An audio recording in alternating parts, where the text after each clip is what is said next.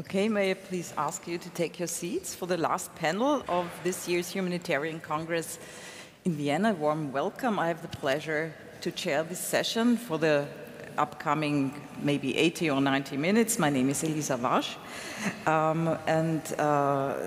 starvation as a method of warfare is our topic now.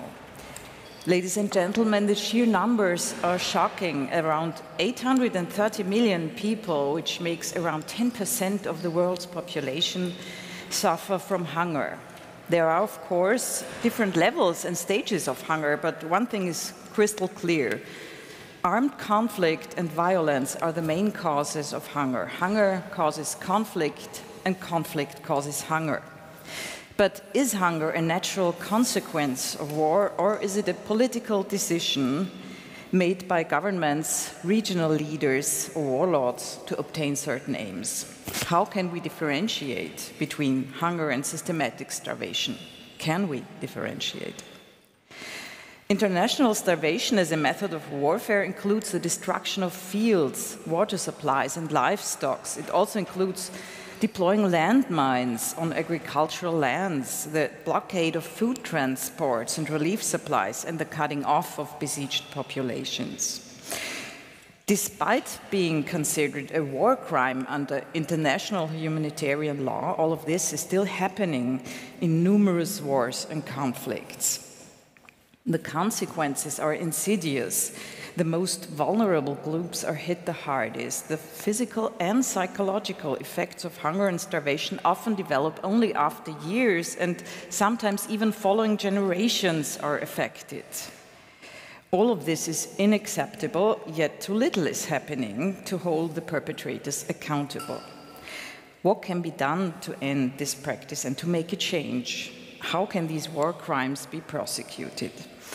These are some of the questions I want to discuss on this panel, and let me now introduce the 5 experts on the panel. Matt Pollard, to my left, is a legal advisor in the legal division of ICRC, and one of the fields he specializes in is starvation and food security.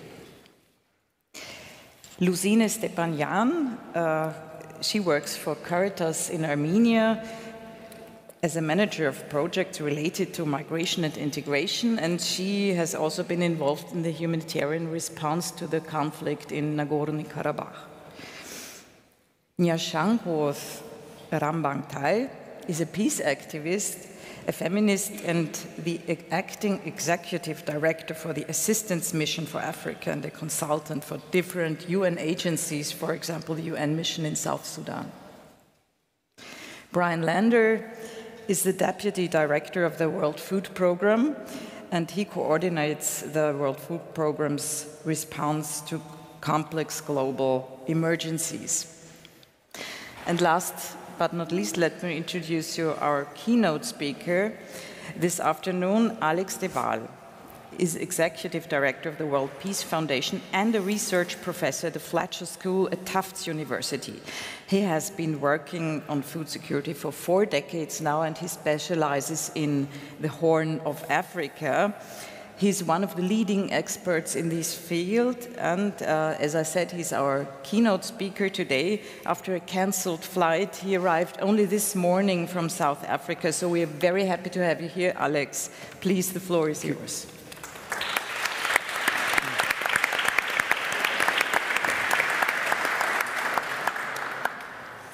Thank you, and I'm also very happy to be here, and I feel very much at home here. Let me explain. One of the reasons why I was so enthusiastic to attend this Congress was that exactly 100 years ago, my grandmother received her doctorate in law at this university in this room. She was one of the very first women to be admitted to study law in 1919, and only the 5th woman to obtain a doctorate in law in 1923. Her name was Elizabeth Efrussi. Her house is just across the Ringstrasse on the other side. She was also a member of a remarkable circle of intellectuals who, during those years after World War I, across many disciplines, met in a series of seminars in and around this university. And the issues they debated are highly relevant to the topic of this Congress. Among the reasons for the collapse of the German and Austro-Hungarian war effort in 1918 was Britain's use of starvation blockade. Starvation was used not only to defeat the Central Powers, but also to impose upon them the punitive terms of the Treaty of Paris. In the fall of 1919, 90% of the children in this city were malnourished. The Americans sent relief, but they didn't resolve the questions being debated by my grandmother and her circle about how Austria, now just a small leftover of its former imperial domain, could be economically viable, or whether it would be reduced to penury and face the mass emigration of its skilled citizens. Across Europe, the legacies of starvation included bitterness, extremism, and xenophobia. My grandmother and my father lost their citizenship in 1938 and were forced to flee. Just 3 years ago, under the restitution law newly introduced in Austria, we had that nationality restored. And today I entered Austria as a citizen for the first time in my life.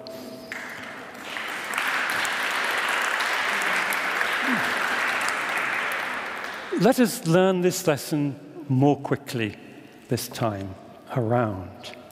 Fascist ultranationalism, communism, territorial aggrandizement, all were driven in part by the fear of state collapse and mass starvation. This was the context in which, during World War II, hunger was used as a weapon on an even vaster scale. And after that war, there was a far-reaching redrafting of international law. But starvation was not designated as an international crime at that time. And there's a simple explanation for this, which is that those taking the lead in drafting those laws, the Americans, the British, and the French, preferred it that way. A few years later, the British launched a campaign of counterinsurgency in Malaya. They called it, candidly, Operation Starvation. The French counterinsurgency in Algeria in the 1950s could be a textbook for how to inflict famine. Some decades on, at the Rome Conference to draft a statute for the International Criminal Court, the Americans took the lead in ensuring that blockade and economic sanctions were not prohibited. And there's a rather simple connection here. The world's most economically powerful countries want to use their preferred instruments of economic statecraft, which can also be weapons of economic warfare. And they resist any encroachment on the privilege of imposing maritime or air blockade or financial sanctions. As a result, the war crime of starvation is relatively narrowly defined, applicable primarily to ground combat, formulated as the destruction, removal, or rendering useless of objects indispensable to the survival of the civilian population, and the obstruction of humanitarian relief, as provided for in the Geneva Conventions. Now, as I'm sure we will be debating in a few minutes, there have been some very important efforts to improve the relevant bodies of law: international humanitarian law, international criminal law, and international law as fashioned by the UN Security Council, notably in Resolution 2417 of 2018 on armed conflict and hunger. Our normative vocabulary, our legal terms, are now sharper than at any time in history. But when it comes to translating that normative progress into action, the gap, I fear, is not only wide, but may be getting wider. Today, squaring the moral and legal condemnation of starvation crimes with actual state practice requires some intellectual sleight of hand. And we can see this in the responses to Ukraine and to the Horn of Africa. In the weeks after the Russian invasion of Ukraine, in his rush to condemn Russia, US Secretary of State Antony Blinken made tantalizing references to the possible illegality of Russia's blockade of the port of Odessa. Such references quickly vanished from official statements, probably because to have stretched the law that far would also have impinged upon America's own financial blockade. Now, there's no question that in the siege of Mariupol and other cities, Russian forces have committed the war crime of starvation. But Russia's blockade of those ports was intended to stop food getting out, not stop food getting in. It was a blockade without precedent. It was intended to damage the Ukrainian economy, which it did. It also did Russia no favors with its diplomacy with respect to African and Middle Eastern countries that relied on that grain, which is one reason why Russia was ready to accept the Turkish United Nations Black Sea Grain Initiative. But the real causes of hunger were obscured in the debate that unfolded. If we follow the narrative of speeches by Secretary Blinken or the UN Secretary General Antonio Guterres, we see a pattern. They refer to the complex causes and nature of food crisis. They mention conflict and violations of international humanitarian law. They mention the inability of the poor to obtain sufficient income to buy the food they need. And they mention disruptions to food supply. And their practical recommendations focus only on that last element, getting food on ships. Yes, food supplies and relief assistance are important, but they're only part of the bigger picture. We are asking too much, much too much, of those aid providers. Let me turn to the Horn of Africa. In Africa, it's conventional to refer to drought. Yes, there is drought, particularly in Somalia. But the vast majority of those reduced to starvation are in that condition because of government and military action. We could catalogue the starvation crimes perpetrated in each of the countries of the Horn and also across the Red Sea in Yemen. It's a long and dismal list. Every kind of starvation crime has been inflicted. The list begins with destroying or rendering useless food, medicine, water, agriculture. I would add also preventing maternal care. Rape and fear of sexual violence can prevent a woman from caring for herself and for her children. If we needed a reminder, a further reminder, that we are talking about man-made famine here. These crimes include pillage, forcible displacement, ethnic cleansing, siege, blockade, shutting off essential services, and blocking, stealing, or manipulating humanitarian relief. All of the above may be inflicted deliberately and systematically, or rather recklessly in pursuit of another objective. They may be pursued for tactical military reasons, or as part of a systematic campaign, that is a crime against humanity, or indeed as a crime constitutive of genocide. And an ancillary crime here is information blackout or manipulating of reporting and humanitarian data so that the crime is carried out in darkness. And each country is different. The patterns are very complex. But I want to pose the question, why are we seeing a resurgence of starvation as a weapon? And let me venture two reasons. One is that many of these countries that we are concerned about are facing state collapse. Now, in this regard, I can do no better than to refer to Ethiopia's National Security White Paper of 2002. That white paper made the argument that the strategic national priority for national security was the conquest of poverty and hunger. Only that would allow Ethiopia to protect itself from the turmoil of a global political and economic order that would buffet a small, poor country. If that were not achieved, and, I quote, national disintegration cannot be ruled out. And in such a context, and again I quote, government policy would become jingoism on an empty belly. Ethiopia was, until recently, the most robust state, the most economically promising country of the region, a world leader in food security and famine prevention. It's heading in the opposite direction today. Other countries in the Horn of Africa were much less well positioned. Sudan is currently experiencing state collapse at terrifying speed, alongside a nationwide food crisis. And in Khartoum, the capital city, a middle-class famine associated with the collapse of the banking system and essential services. Now, in these contexts, the conduct of politics by leaders is purely Machiavellian. It's the pursuit of power or holding on to power, regardless of how ordinary people fare, regardless of norms. That is what produces the crisis, but the crisis also produces that behavior.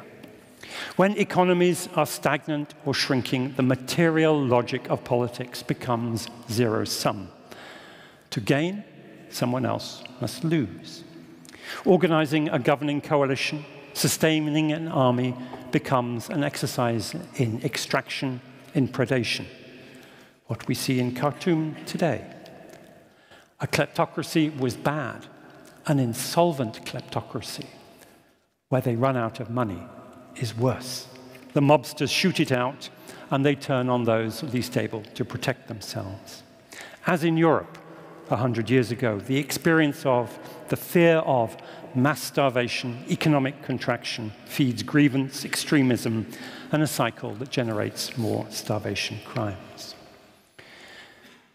The second reason for the proliferation of starvation crimes is that there's a crisis of confidence in the norm-based multilateral system. The military political leaders inflicting these crimes think they can get away with it. That is shockingly illustrated by Ethiopia. Last October, the Tigrayan resistance in that small corner of Tigray where a vicious war had been fought was in a tight corner. They were losing. They realized that the Ethiopian government and its allies were set on military conquests at all costs, and the human and material costs to the Ethiopian government were exceptionally high. The Tigrayans realized that if the war continued, it would lead to mass atrocity and mass starvation. And they realized the international community was not going to object. So, to save their people, they essentially surrendered. The lesson that is being learned from this is starvation works. It's an effective tactic. Sudan is different, but perhaps as bad in its own way. When the war erupted in Khartoum 2 months ago, it was immediately clear that it would entail hunger on a vast scale, not only in the city, but in the collapse of the national economy. Resolution 2417 requires the UN Secretary-General to swiftly inform the UN Security Council when armed conflicts threatens to cause widespread food insecurity. That wasn't invoked in Ethiopia. It hasn't been invoked in Sudan. And it hasn't been invoked by others, or similar things have not been invoked by others, such as the African Union. Instead, we have had, up to now, only a low-level set of rather unimpressive attempts to get a ceasefire and humanitarian access with very little success. It's only in South Sudan, where starvation crimes have become almost routine, that there's any kind of international process to expose them and possibly bring the perpetrators to court. So lastly, what is to be done? Now, a few years ago, many of us were hopeful that sharpening the law would help stop starvation crimes. We thought that international policies would shift to exposing these crimes and their perpetrators, and those perpetrators would be shamed into stopping. We hoped for international prosecutions, though we didn't expect those to happen quickly, and we didn't expect more than 1 or 2 culprits ever to be put in the dock. The trials would be important for clarifying the law and for communicating international intolerance of these crimes. We hoped for a more energetic United Nations, using the provisions of Resolution 2417. We hoped for those same principles to be speedily adopted by the African Union. None of this has happened. In fact, instead of norm building, we seem to be witnessing a new politics of indifference. Resolution 2417 looks more like the high water mark of a normative tide that is now receding. Now, it's precisely when norms and laws stand in opposition to the interests of powers, great and small, that they are most important.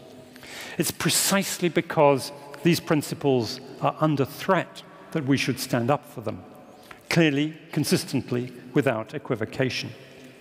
But we also need to appreciate that our chances of success depend crucially on two other things associated with this broader political context. Number one is stopping what I think is the beginning of an avalanche of state collapse. And two, repairing the norm-based multilateral order. These are questions that resonate from the European experience a century ago, from the debates held in and around this university by my grandmother and her colleagues. They are very big asks, but now, as then, the stakes could hardly be higher. Thank you.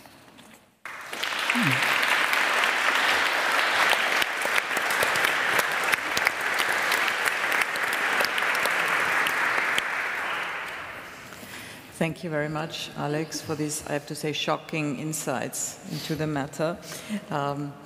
Let me turn to you, Nyachangkouth. Tell us about the situation in South Sudan. As we all know, the state is a very young state. It has been independent only starting from 2011. And it was affected by famine and starvation, civil war, and food insecurity. Can you tell us how it was done on the ground? Thank you, Elisa. Many thanks for the organizers of the Humanitarian Congress and all the partners for this opportunity to come and speak on one of the most important topics, yet sensitive when it comes to humanitarian assistance. And I'll start by saying in the 1980s, my parents flee the southern part of the country, which is South Sudan, to the northern part of the country as IDPs. I was born in a place called Shendi, northern part of Khartoum. Years later, we voted for separation and referendum, thinking that the nightmares of war are over. Going back to South Sudan, another civil war and conflict started within. I got married and I gave birth to my kids, and currently they're living in Kenya, not as citizens, but of course as refugees. When you count down, this is 3 generations that lived in war, in my case, and today more than 4.8 million, and that is the half of the population in South Sudan, have been reached for food assistance, and that means half of the population is surviving on humanitarian aid. In my case, it's 3 generations. In other families' case, South Sudanese is 4 or 5 generations if you start counting from the Anyanya one, and also South Sudan being one of the African countries with the longest history of war. Bringing that down into the context, as a director for Assistance Mission for Africa, and that is a civil society organization, I would say when the war erupted in 2013, having access to locations that are controlled by rebel groups and locations that are controlled by government made it difficult for humanitarian assistance, in which people were literally dying. When it comes to talking about issues of seeking clearances, as a humanitarian actor, you are a neutral body, and at the same time, you're not supporting war. But when you're trying to take some support to some parts of the countries, you will be told, how can we clear you to go and support rebels? And these are human beings, and these are citizens of the country who are not affiliated in any way, to the political situation. Bringing it back to the context of South Sudan, we had a peace agreement signed in 2014 with limited implementation. 2018, it was renamed to Revitalize Peace Agreement because the parties were not committed enough to implement. And later on, this year, it has been changed again to a roadmap. In this process, people are dying. Within the capital city of South Sudan, within the IDP camps for the United Nations mission in South Sudan, there are IDPs. There are 2 other camps in Unity State and also in Malakal in Upper Nile State. And very soon, people are going to go for elections while we have people in IDP camps. Bringing that back to the type of support and assistance that takes place with a war next door in Sudan, we have been receiving refugees from Sudan. And some refugees were South Sudanese who fled to Sudan thinking Sudan was safe. With the conflict in Sudan, they came back again to South Sudan because there is no place that is safe.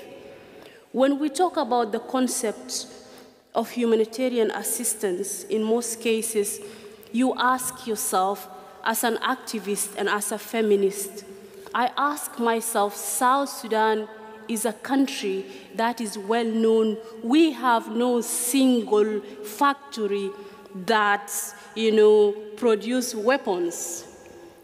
The weapons that are being used to kill South Sudanese are imported from somewhere else. And these other places, without naming, these are members of the UN, member states. We have the same political groups. They act as a pressure group towards South Sudanese political parties to sign peace. Again, at the same point, we have humanitarian assistance that is coming to the country because people are suffering and are struggling and they are starving. And this is when one logical question that you ask yourself, is humanitarian assistance is to assist the people, or it's for another purpose? Also, if humanitarian assistance stops, let's say, for example, in South Sudan, look at other aspects. How many people are going to lose their jobs? Take it from South Sudan to the world in general. How many people are not going to secure jobs because there is no any humanitarian assistance? Looking at it, when you look at the conflict in South Sudan, there are so many things that are clear. One of the things is the fact that when you talk about humanitarian assistance, women and children are the most vulnerable and majority, and they're affected by war. They're also vulnerable to sexual exploitation. Despite however much we have policies in place, principles such as the do no harm, we have, policies that protect sexual exploitation, still that cannot deny the fact that women and girls are the majority. For example, the conflict that happened in Upper Nile last year, over 9,000 people displaced, and 75% of these 9,000 people are women and children. When you talk about issues of sexual exploitation, or maybe men in uniform trying to use this situation to exploit these women sexually and also to commit sexual gender-based violence against these women who are vulnerable, when it comes to reporting, you find that it is even hard for people to keep count on what is happening. Yet issues of women and girls are not being prioritized, and they are not, taking, a real space when it comes to discussing issues of humanitarian support and starvation. Last but not the least, when it comes to issues of branding humanitarian assistance, I think in every human aspect, it's important to respect the dignity of the people who are getting support. I would say many African faces, many Asian faces who are starving, their faces are being used as a brand to create funding. I landed in Schiphol Airport, I saw an African face of a child that donate for Africa. Some other airports the same. How are we not doing harm to these people? How are we supporting them? Even if this child is not in an age to consent and it is his parents that consented for him, at the end of the day, this is a child who is one day going to grow into the society. How is that going to affect his mental health as a human being whose face is well known for, starvation? And these are some of the things we need to look at. We did some interviews. We collected data in Rank a few months ago around November. And most of the people that we interviewed, the IDPs and the refugees, they were actually speaking about the ration being deducted because of the war in Ukraine. Some of them don't even know where Ukraine is located in the map, but because it has been taking the attention of the international media and the international world. Coming back to that, I was in Belgium when the Ukraine war started, and most of the funding that is being requested, or maybe the assistance being asked to be given to the Ukrainian people, you see the funding is being branded in form of a flag, the Ukrainian flag. And when you come back to Africa, to Asia, you see faces of people who live among us, but their faces are being used as a brand for suffering. So how are we going to stop that to cause less harm than, supporting these people? Thank you. Thank you very much, Nyachangkouth.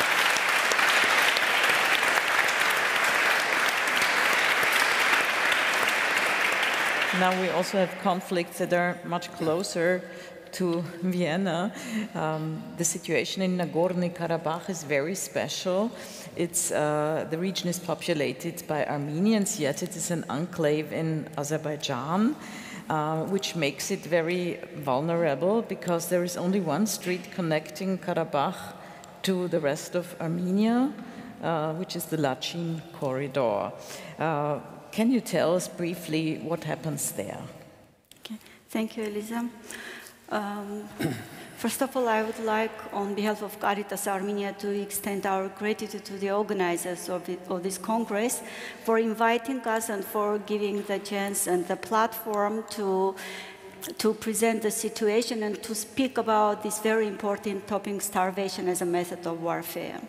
So, as Elisa said, I'm coming from Armenia. It's a very tiny country, a small country with a population with less than 3 million people. It's an Eastern European country located in South Caucasus. Today I'm going to speak about starvation situation that's ongoing in Nagorno-Karabakh, in Artsakh, as we call it in Armenian. Why I call it in Armenian? Because it is an Armenian land. And this land, if many of you may know, it's an ancient Armenian land, always populated by Armenians. It's a land where conflict is happening for more than 3 decades and even more. Why is this conflict is happening? The root cause is the right for self-determination of Armenian population living in Nagorno-Karabakh. I am not going into political details. I'm just describing this to you that you could have the clear picture of the situation that's ongoing there. Maybe some of you know where Nagorno-Karabakh is located. It is again in South Caucasus. It is in between Armenia and Azerbaijan, and it is not an enclave in Azerbaijan. It's a territory with all attributes of states, which is not internationally recognized. Yes, it's not internationally recognized, but still it is a country with a population more than 120,000 people. And at this moment, as I said, it is located in between Armenia and Azerbaijan, and only one small corridor, which is called Berdzor Corridor or Lusine Corridor, which is wider known as Lusine Corridor, is connected Nagorno-Karabakh to Armenia and to whole world. So no other connections. Only this way they can get in touch with the rest of the world. And what happened 3 years ago? You may have heard about the 44 days war in Nagorno-Karabakh that happened in September, October of 2020. Then it lasted only 44 days, and more than 5,000 Armenian young people were killed. More than 11,000 got disabilities. And to end this situation, a ceasefire statement was signed by 3 heads of states, by the Prime Minister of Armenia, Presidents of Russia and Azerbaijan. Ceasefire says complete ceasefire statement. This means that the war that was ongoing had to stop. Again, not going into the details, I will refer only to the article number 6 of that statement. According to that statement, Azerbaijan had to ensure that the Lusine corridor had always to be open for transportation of people, goods, and all civilian related transportation. They had to ensure this. You know what happened? On December 12th, so-called activists blocked the road, blocked Lusine corridor. Azerbaijan, the state of Azerbaijan, officially announced that they had nothing to do with the blockade because these are eco-activists who are against mining on the territory of Nagorno-Karabakh. So it's demonstration against mining. For 4 months, they were claiming this. For 4 months, 120,000 people were under blockade.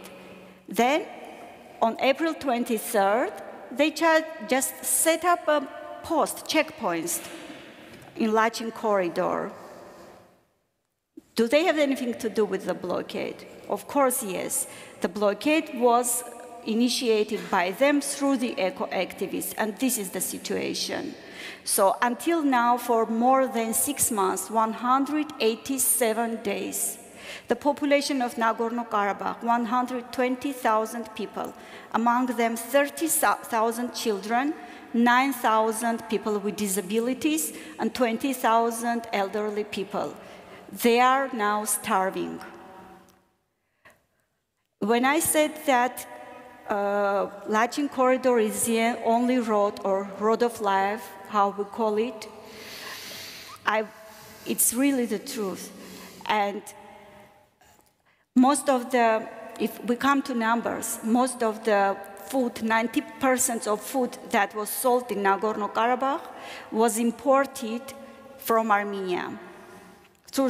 Either from Armenia directly or from other countries through the territory of Armenia. So this means that for more than 6 months, they have only 10% of food that they had to have. So on daily basis, before the blockade, 400 tons of food and necessary supplies were imported to Nagorno-Karabakh. This means that if not the blockade, during all this period, around 73,000 tons had to be imported.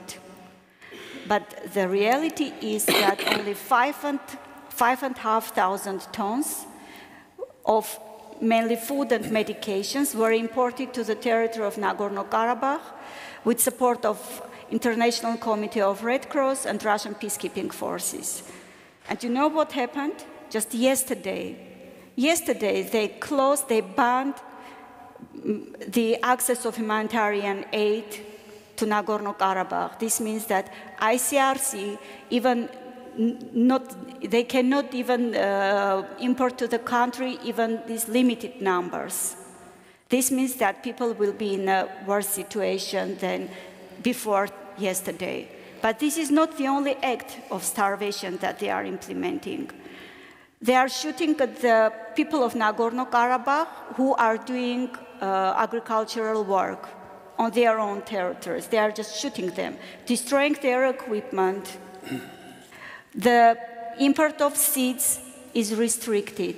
They have destroyed the gas pipeline and the electricity high voltage line. This means that the people of Nagorno-Karabakh have no energy. They just have some small domestically made energy on hydropower. This means that they are using the water of their water reservoir, which is now decreased. This means they are coming to some climate issues.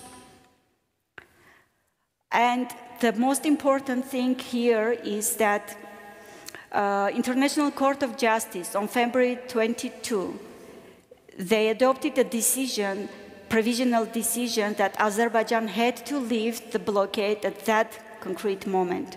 What they did? Nothing. Nothing. The situation is even worse now than it was before. What is their goal? I can tell you, ethnic cleansing. It's just the truth. They say, either get citizenship of citizenship of Azerbaijan, or go. The road is open, but it is open one way. Leave Nagorno-Karabakh. This means ethnic cleansing from the territory.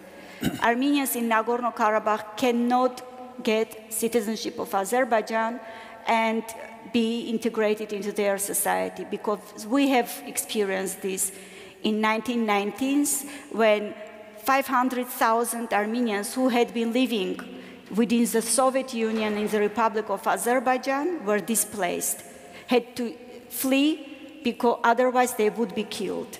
So this is not the case that they could live in peace with the population of Azerbaijan. So this is the situation that people are now starving, and the international community, all of us, we have responsibility to help them. Thank you. Thank you, Lusine, for describing this terrible situation. Now, Matt, how does the International Committee of the Red Cross work to prevent the starvation of civilians in law and in practice? Yes, thanks very much, Elisa, and thanks to the organizers for inviting me to speak today. Yes, of course, the ICRC supports effective international and national laws and institutions to hold people responsible for war crimes, including starvation of civilians as a method of warfare. But pursuing accountability in individual cases is not the approach that we at the ICRC ourselves take. Our work on starvation and hunger and armed conflict focuses on promoting compliance with actually a wider range of relevant rules of IHL, which I'll describe in a few minutes, and fulfillment of the humanitarian responsibilities of the parties to the conflict. And we act mainly through a process of confidential dialogue based on our own direct observation of the situation through our actual access to the affected populations. In many cases, or some cases, we also deliver or facilitate the delivery of humanitarian assistance and relief, so food, drinking water, and rebuilding or building relevant infrastructure. And we also, on an ongoing basis, we urge and support states to adopt and implement appropriate national laws and policies and measures to give effect to their obligations under international humanitarian law. Our aim in all of these activities is to prevent acute food crises, whether those are deliberately inflicted or not. And Alex, in his remarks, noted the difficulty sometimes in discerning the motivation, the purpose, or the intent behind some food crises in situations of conflict. We work to stop and reverse those if, despite our efforts to prevent them, they nevertheless occur. So work of other institutions seeking to hold individuals criminally responsible for the war crime of starvation of the civilian population as a method of warfare or other war crimes certainly can play an important role in deterrence, at least in some situations. But I think it doesn't purport to be a complete solution. Of course, there is, as we say, there's a difficulty in gathering evidence of things such as intent to the level needed to present in a criminal court for criminal conviction. And even in the, let's say, best case scenario, justice in that form will come slowly and will come later by the very nature of those processes. So in the meantime, in parallel to us in a complementary way, we pursue our approach of attempting to stop, prevent and stop and reverse the situation as quickly as possible.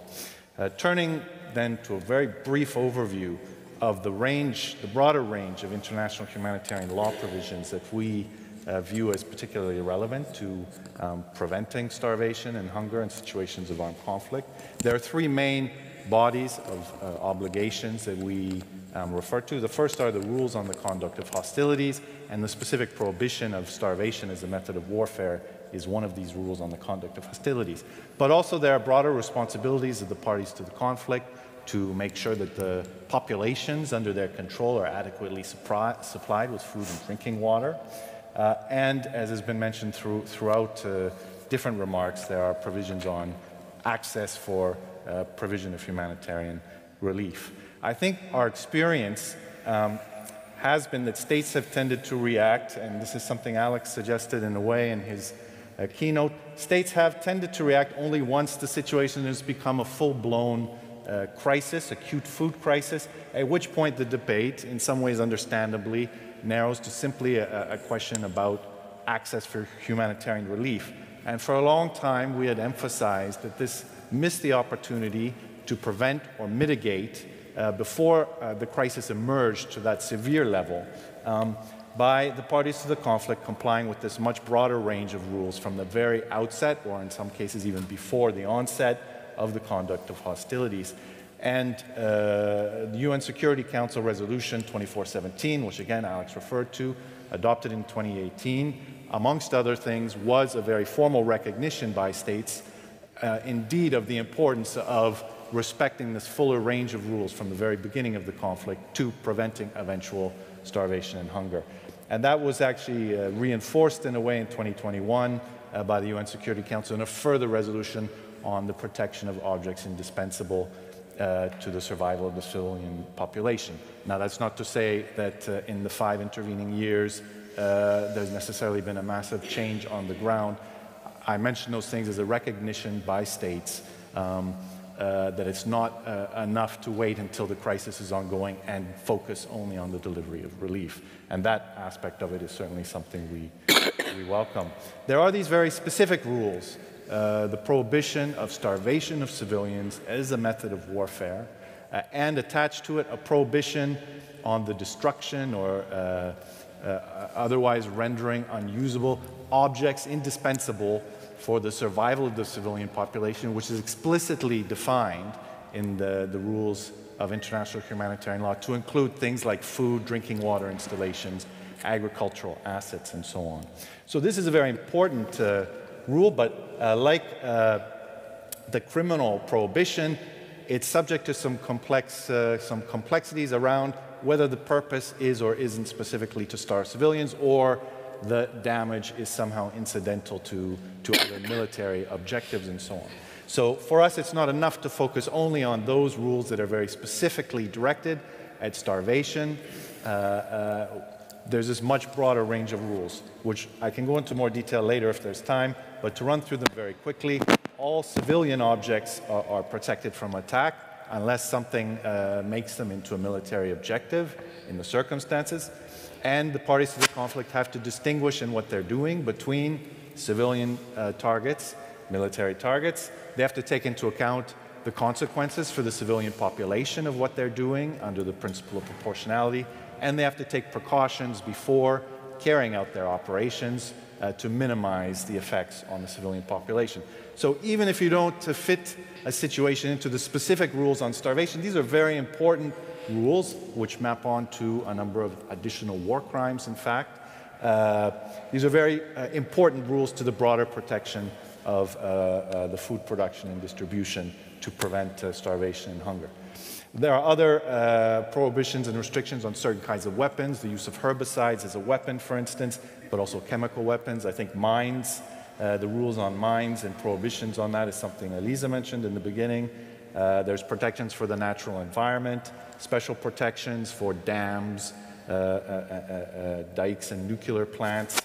There are the application of these rules in situations to sieges on land are very important.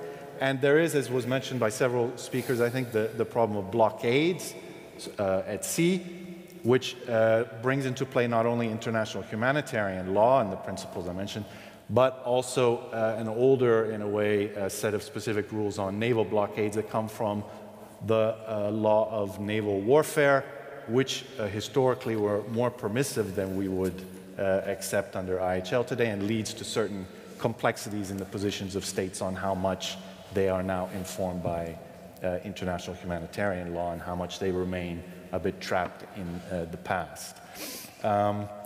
And then there are the rules, as I mentioned, on humanitarian access and relief. I know there's a lot to talk about, so I'm happy to go into more details on these things. The only other thing I would maybe mention before leaving this introductory part is, as I say, I think overall we very much view work pressing for criminal accountability, although not what we do, as potentially very complementary to what we do.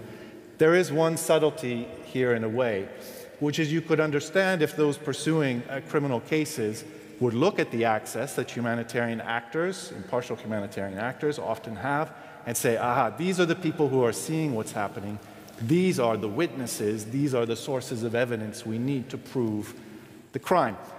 And of course, for us, this is a very delicate and a difficult problem, because the instant that parties to conflict see those independent, impartial humanitarian actors as potentially, sources of evidence against them in proceedings that they likely would view as, illegitimate or whatever, that will have impacts on the humanitarian actors' access to deliver relief, not only in that conflict, but in future situations. So I would say this is one area of potential tension between the pursuit of criminal accountability and the work of humanitarian actors.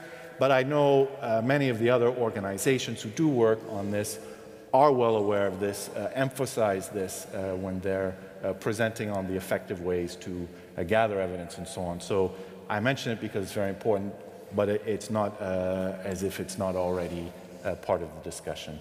So thanks very much, and I look forward to the further discussion, both with the panel and from the audience. Thank you, Matt, for outlining the really complex legal issues. Now let me turn to Brian. From your experience, which are the conflicts at this moment where starvation as a method of warfare is really being practiced right now? I'll be the doom and gloom guy on the panel, I believe. So maybe what's useful for me to do is to set the context for what we're seeing in the world today in terms of famine and the creation of famine and how that is impacted by conflict. Starvation happens because we let it happen. There's enough food in the world today to feed everyone many times over, and we have every means of getting it to every part of the world. And yet, today, we're seeing millions of people being put in a situation of potential starvation. The evidence that we have in terms of populations that are affected is 345 million people today do not know where their next meal is coming from. They're living day to day, scrambling to get food for themselves and their families. 70% of that population is a direct result of conflict. There are other factors, and I'm a true believer in climate change being a humanitarian issue, so it's overlayered on that, but the fact remains that conflict is by and large the main driver of people being put into a situation where they cannot find enough food to feed themselves. So if we zoom in then on what do we see in terms of real famine, what are the communities that we are predicting today will die in the next several months if we are not able to reach them? At the moment, there are 4 countries that are in that situation where we have communities that are potentially going to die of starvation in the next several months. One is Burkina Faso. We've heard that mentioned earlier. The second is Mali, similar situation to Burkina, Somalia, and South Sudan. In each of those countries, we have communities that are surrounded. They have no access to a regular supply of food, perhaps their water supply, their health systems. anything that might allow them to survive is being impacted by conflict. And we're struggling to reach them. Now, a slight good news on this number, 4 countries, is down from last year. In 2022, we saw 7 countries that faced this situation. In addition to these 4 countries, we had Haiti, where in Cité Soleil, because of the gang violence, there was a community that was completely isolated and faced starvation. We also had Yemen, which is a positive story because since the ceasefire and the holding of that ceasefire, we've had better access, and therefore we've been able to reach communities that we haven't been able to before.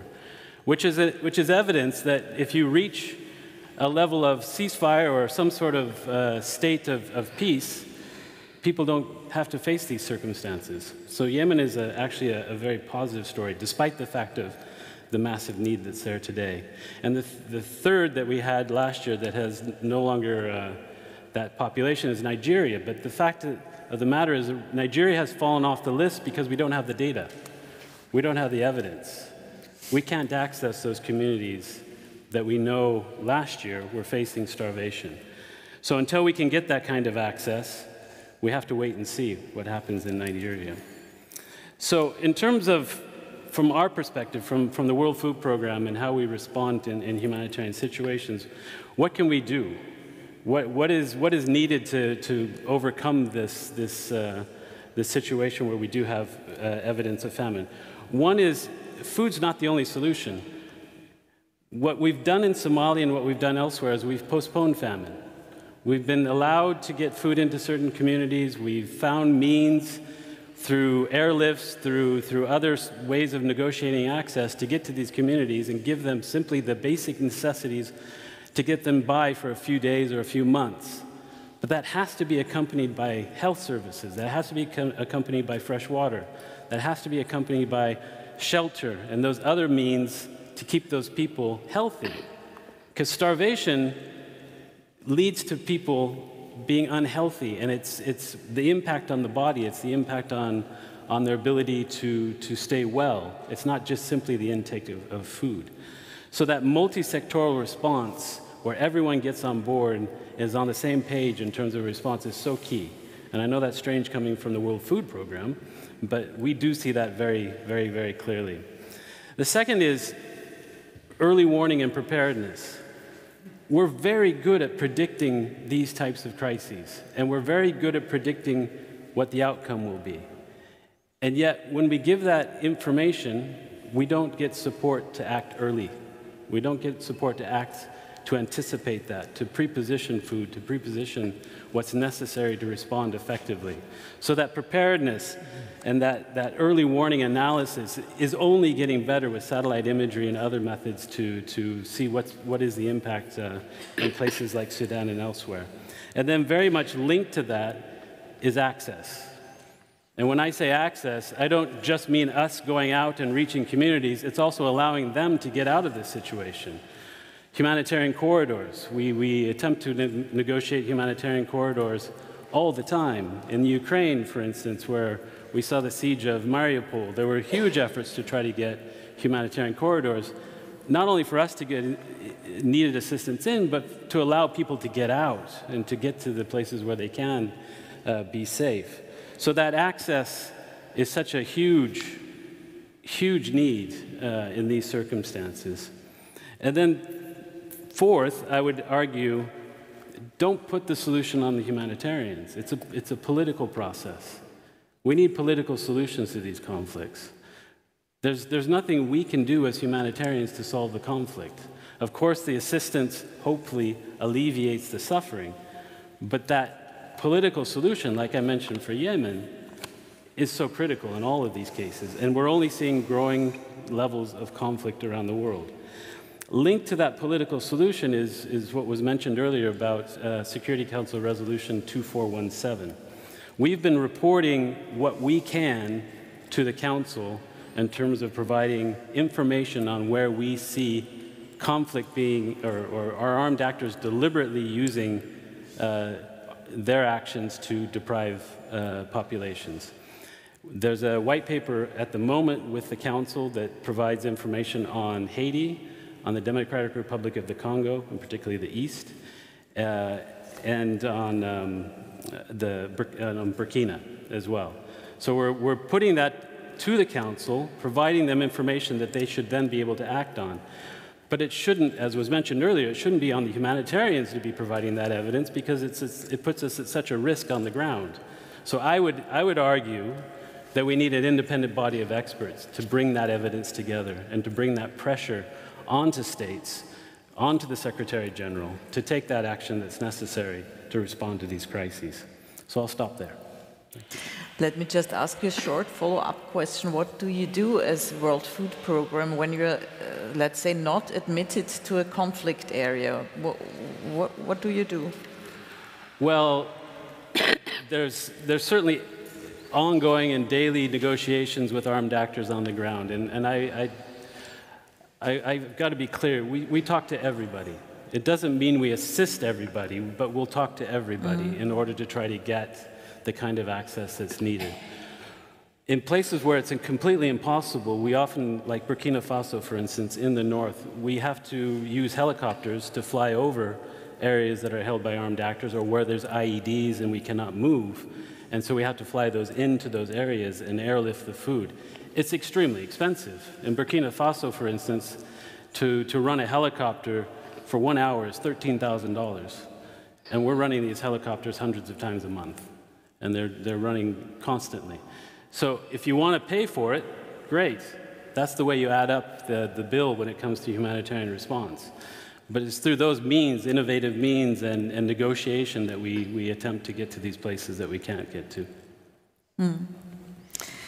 Now let's go to the second round of questions. Let me start with you, Alex. I know that you have already talked about this, but maybe you can sum it up once again. What do you think would be the best method to eradicate this terrible war crime of starvation? I think ultimately, the war crime of starvation will cease when it becomes so morally toxic that it is unthinkable. I was one of the founders in 1990 of a campaign to ban anti-personnel landmines. And we envisioned the goal of the campaign, not as to get the convention. There was the Ottawa Convention that was signed, but that wasn't the goal. The goal was actually to create a sense, a moral repugnance against these weapons, such that even though they had a military utility, a commander would think, I couldn't possibly do that, in the way that chemical weapons still has, that basic toxicity, literal and figurative. So I think we need to move in that direction. And the law is part of that, but not necessarily the most important part. The other element to this, which is, I think, much neglected in the just beginning debate on starvation crimes and transitional justice, is the importance of recognition of the crime. Because all those who have worked with survivors of starvation and historians who have studied the experience of communities that have been through starvation, let's say in Ireland, which is one of the best studied, the most striking thing that they find afterwards is that people blame themselves. What they remember from that period of hardship and starvation is, I had 2 children, one was sick, but I could only give medicine to this one and not to this one. My starving neighbors came to the door and I turned them away. I inherited this jewelry from my grandmother and I had to sell it for a pittance. And it is these little shameful cruelties and so on that are what stick with people, and they don't want to talk about it. And I think recognizing that starvation in many of these cases was not your fault, it was something done to you by an external power, is extraordinarily liberating. And respecting the dignity of the survivor. So I think there's 2 sides to this sort of moral question. One is extending the recognition to allow the survivors not to feel it was their fault. And then to raise awareness that when this happens, it's not, you know, an act of God. It is not, it is something that is completely preventable, and those who do it ought to be shunned and shamed. Mm-hmm. I think many of us wouldn't think that, would rather think that hunger is a consequence of war, and if you hear the word war crime, you wouldn't first think of starvation. So is this public awareness issue that Alex raised is something you would also recommend? Absolutely, yeah. I think it's shocking on the one hand that no one's ever been prosecuted for the crime of starvation, even though it is clearly a crime that is committed on a regular basis. I think we've seen it perpetrated in a whole number of conflicts. Alex mentioned earlier the conflict in Tigray in Ethiopia, where we saw a blockade on that community for nearly a year without any assistance being getting into that. And I think one of the consequences of that is the fact that there was no consequence to it. And then, therefore, other armed actors, they say, okay, well, that's a cheap way of getting an objective, a military objective, so we can use it. There's no consequence to it. So I think that awareness that this is terrible, this is absolutely abhorrent in terms of the way that humans should be treating other humans, because disproportionately affects civilians. While you're trying to bring an army, an armed group to its knees, you're having a massive impact on civilians, either forcing them to move, and therefore being put in a very precarious situation, or to starve to death. What a choice. So yes, I think it is absolutely necessary. Nyachangkouth, I want to pass this question to you too. What do you think would be the best method to eradicate starvation as a method of warfare? I think to contribute into stopping conflicts and wars as a beginning, because as long as there are arms in the hands of militias, there are arms in the hands of indisciplined soldiers, people are going to starve, people are going to be hungry, because the person who is having power, who is having a gun, will use his gun to take the livelihood of an innocent woman or a child who cannot protect themselves and who cannot use aggression or force. So I think working on political solutions for these conflicts is one, and also working on making sure that there is localization and working on sustainability. For example, there are some areas that are hard to reach by international NGOs, and this is when the role of civil society comes in. These are people who literally live within the communities. They know their way, they have access, they have local offices. For example, a place in Southern Unity State called Panyajar, it's a hard-to-reach area. Because of climate change, it's flooded, and also because of the conflict, and it was for a long time controlled by the rebels. There is a huge presence of national NGOs and local NGOs.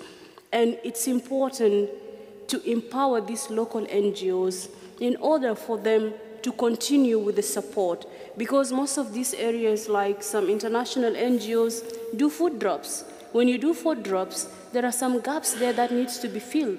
And yeah, you might send some few of your staff on the ground to go monitor the process, but it's different when you have people who are living and working within the community, sorry, and when you're just going there to just do your mission and come back. So it's important. Also, it's important to invest in food security beyond just humanitarian assistance. It's important to show these people how they can be able to, to be independent, to be able to farm, to give them the tools, to show them how they can go and get their own food without having to wait for someone to give it to them. And I think this way it is sustainable, because tomorrow, even if humanitarian assistance stops, these people, they will be able to cultivate, they'll be able to go fishing, they'll be able to have skills in order for them not to starve, and I think that's the best way. Thank you. Lusine, what do you think? What would help? Indictments, punishments, sanctions? What could help? Yeah, actually, it's a difficult question, but two ideas during all this day, like red lines, are going in during all panels. One is that all human beings should have access to humanitarian aid, dependence where they are, who they are. This is one idea. And another idea is that we humanitarians, we don't have anything to do with politics. We cannot make political decisions. We cannot impose political decisions. And these two ideas are controversial. I think that humanitarians have huge potential to change the world. How we can do this? Of course, we cannot make political decisions, but can't we somehow have impact on political decision makers? I suppose we can, and it depends on our will, how we can do this. Yes, I do agree with all of you that awareness raising is very important. Awareness raising for the general public, because I'm pretty sure that many of people in Austria, Germany, and other countries do not even know where Nagorno-Karabakh or South Sudan are, what kind of problems they are facing. But if people are aware that this situation is going on in these countries, and they can somehow affect the politicians to intervene, to make political changes, to improve the legal framework at least, that the perpetrators, could be, I mean, the impunity causes new crimes. We should stop this, and the changes should be done by ourselves. If we raise awareness on one hand, if we collaborate with each other, if we collaborate with the governments, in order that humanitarian issues, humanity, are prioritized and are not undermined to political and economic interests, that really all people in this world could have access to humanitarian aid. And the best way, of course, the best solution would be that nobody needs humanitarian aid. But we are living in a real life, and I don't see that it may happen at least during upcoming 100 years. But at least we can take some steps that people have access to humanitarian aid. And I see these three steps, that awareness raising, collaboration, and collaboration with ourselves and with the government could help. Now, Matt, do you think we're on a good path towards slowly eliminating starvation as a method of warfare? Maybe you can give us a positive spin. Well, I think we're on a path where we've constructed a lot of rules. You might have thought, if you asked me the question, what do we need? As a lawyer on the panel, you might have thought, I said, oh, let's make some new rules, or let's fix the rules we have. I think we have a lot of rules, and we don't have enough respect for the rules we have. And we haven't really seen what we could achieve if we had full respect for the rules we already have. So that's one of the main things, alongside all the other things that happen. And again, although we see conflict as a major driver of starvation and hunger, as others have mentioned, we have in the background, we have exacerbation by the effects of climate change, global economic trends and disparities, and so on. And all of these things, from a policy perspective, need also to be addressed. Even if we did, probably a negative impact on food security is part of an armed conflict, but starvation does not need to be. We have all these rules designed specifically to make it so that starvation does not need to be. Food insecurity to be addressed, yes. How can we better do this? There are many different moving pieces, many of which have already been mentioned. And as Brian mentioned, when we don't get access, I mean, we have to negotiate access, of course. And we keep working and working and working at that. But it shouldn't be only up to us to be out there, making good arguments, persuading parties to give us access. Other states have a role to play. And we, in fact, say they have an obligation. They have an obligation under international humanitarian law to seek to ensure respect for the rules of international humanitarian law in all circumstances. And we interpret that at the ICRC as meaning states should do what they can to get other states to meet their obligations under IHL, including this massive set of rules that I've highlighted that are all designed to work together to make sure that starvation doesn't need to be an inevitable consequence of armed conflict. So we are constantly calling on states to exercise, we would say, an obligation. Some states would view it as something less than that, but urging them to fulfill their responsibilities to get other states and also armed groups over which they may exercise influence and so on to respect the rules on the conduct of hostilities, make sure the populations that they are on the territories they control are adequately supplied. If they cannot do that on their own, to give access to humanitarian actors to get in there and do what we can to address it. And the more we can go down that pathway, the closer we will be to ending the possibility of starvation being caused by armed conflict. Thanks. Thank you so much. Now our time is almost up, but I want to give the audience the opportunity to ask, let's say, 2 or 3 questions. Please wait for the microphones, introduce yourselves, and please tell us who here on the panel you would like to ask to answer your question.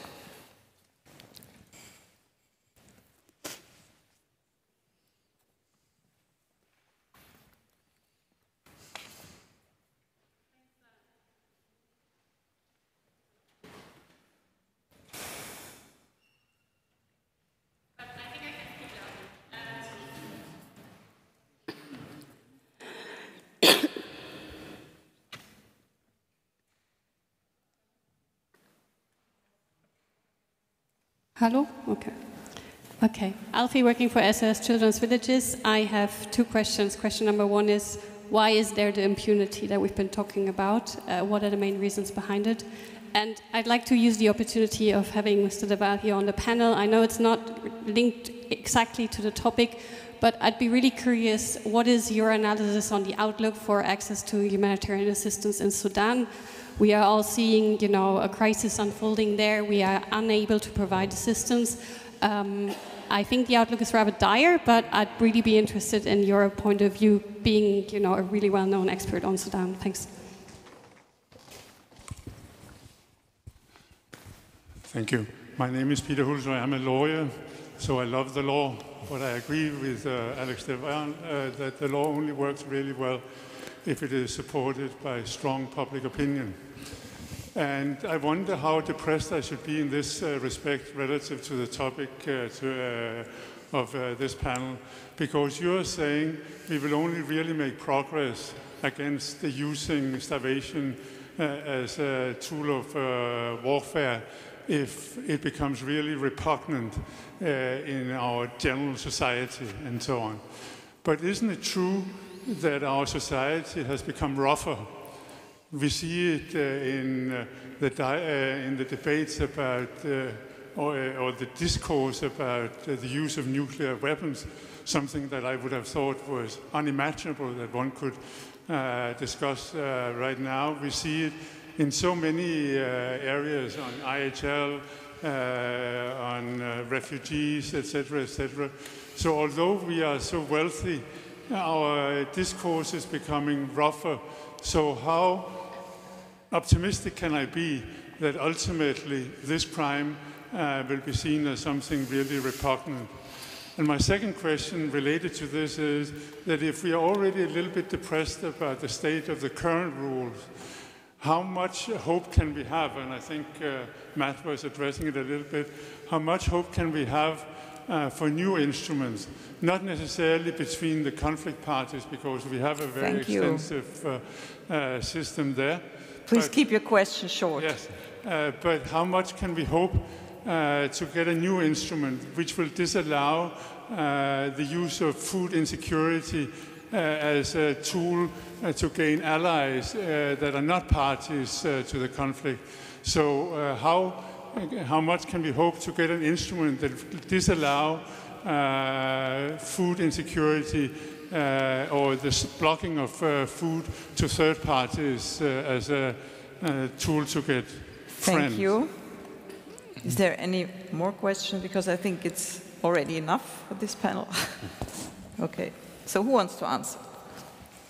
Shall I go first? So let me start with the question of impunity and the why is there impunity, and is it because our politics has become rougher? And I think actually the answer is that is the underlying reason. We have seen a shift towards a much more brutal transactional politics in which respect for norms that we would have considered just very normal a few years ago is being challenged, and you know, across the board. You mentioned cases. There are others too. I live in the United States, and we have the former president whose whole political modus operandi is to say, I will break the law and you will support me. And so there are politicians who thrive on dismantling systems. And it's not just, and that is becoming more common. Let me not pursue that further, other than to pose the question of what are the economic conditions under which this is happening. And this is, I think, where thinking back to the interwar period is both revealing and disturbing. On the specific question on Sudan, I think there is a very interesting opportunity here, which I'll put Brian on the spot. But we have in Sudan an unusual humanitarian crisis in the major cities, in that people have money in the bank, but they can't access the bank. And we know how to run remote virtual money systems using mobile phones. And the really effective humanitarian operations that are being conducted in a very patchy way are not, I'm afraid to say, by the World Food Programme or UNICEF, but by local citizens getting together. And one group of local citizens actually managed to hack the mobile bank application so that they could get money from the Bank of Khartoum's corresponding bank in Cairo. So there's a real opportunity, I think, here for a cash-based financial humanitarian system based upon residential community neighborhood groups, local businesses, and a virtual banking system. It's been done elsewhere, and it could be taken to scale in Sudan. And one last point on that. That would also, I mean, in certain conflicts, notably Libya, central banks have remained independent, and those who run those financial systems are more powerful than any of the warlords. And if we were to put these financial systems in the hands of the civilians, then they would have a real leverage when they come to the negotiating table. Maybe Matt wants to add? Well, on the question about impacts on countries other than those that are parties to the conflict, I mean, I would agree that these external impacts are reaching the limits of what international humanitarian law addresses, but that's not to say it's a complete void. It's certainly true that most of the rules concerning food security kind of assume that the main problem is for the civilian population in the territory that's either being put under siege or blockaded, or that is where the conflict is taking place. Now, there's probably a good reason in one way for that, which is there's the rest of the world to help out with the third countries if we had more equitable systems for distribution of food more generally. If we built a system that's so dependent that you can have a sort of massive third country effects, then maybe we should be also stepping back and looking at whether that system serves us well. But having said that, if we talk about the prohibition of starvation of civilians as a method of warfare, This doesn't somehow specifically refer to, well, only these civilians and not these. So if you really had a situation, but again, difficult to ascertain, to prove, maybe this is not what we have most in the real world, but if you really had a situation where there was a deliberate decision that I'm going to starve civilians in this third country to somehow get an advantage in my hostilities and my armed conflict, I mean, there's nothing on the face of that specific rule that would say it doesn't apply. And the general proposition that a blockade or a siege or other things that happen in an armed conflict are subject to a rule of proportionality, it doesn't say, well, we only count the civilians who are here and not the ones who are, 500 meters away across the border. So in principle, there are many rules that should act to restrict or prevent, certainly at least deliberately inflicted impacts on third countries, but also, as I say, there's the rules that apply to objects essential to survival of the civilian population. Again, don't say, of this only this one place and nowhere else. So there are many rules that could apply, but this is, as I say, I don't think, what was very present in the mind of the people writing the rules in the late 1970s, when those rules were first really committed to paper. So I think, as Alex said, there's a process of elaboration and how rules apply to new problems and new situations, and we live through that. So I would just urge not to assume that whatever happens in terms of outgoing flows of food and other things necessary for agriculture is totally unaddressed by IHL. That there are rules we should be, again, states should be urging one another to do. And I mean, in the background, there is as I think Alex mentioned, there are other political processes that yield things like the Black Sea Grain Initiative and so on that solve these questions in a way, in a practical sense. And so, we certainly see that those kinds of initiatives are also play an important role with rules of IHL in the background. Anyone else wants to add? Maybe just to add that I think, I'm not sure we need new instruments. I think we've got a lot that we can use. What we lack is implementation. And I think the real implementation of those instruments is something that requires evidence and impact. And we're good at predicting, as I said before, but we're not very good about then reporting or providing the kind of information on impact that changes people's perceptions. We always go back to the case of Somalia in 2010, 2011, where when famine was declared finally, over half the population that was in that area had already died. So I think that's a stark case, but that's what we're looking at in many of these situations. We need to be able to provide the evidence of what is happening to those people that are in those situations. And then a second piece of this is in terms of the implementation is I think we often have these tools or these mechanisms at a global level. We call on the Security Council, we call on global governments to address it. We need to adapt them to the regions. We need to adapt them to specific situations and get governments to commit to them. At the moment, it stays at a very high level. We know that the Security Council is not very effective these days. The 2417 was adopted by consensus. I don't think we could ever get a consensus resolution like 2417 in this environment. So where do we go then? Let's go to the AU, let's go to IGAD, let's go to ECOWAS, let's go to others that perhaps you can get that consensus and implement those at a regional level and demonstrate that you can actually have impact. And I think that's a key area that needs to be further explored. Thank you very much. It's almost 5:45, and I think it's time to end this panel. Thank you for the experts for coming to Vienna and sharing their knowledge and ideas with us. And please stay for the closing remarks.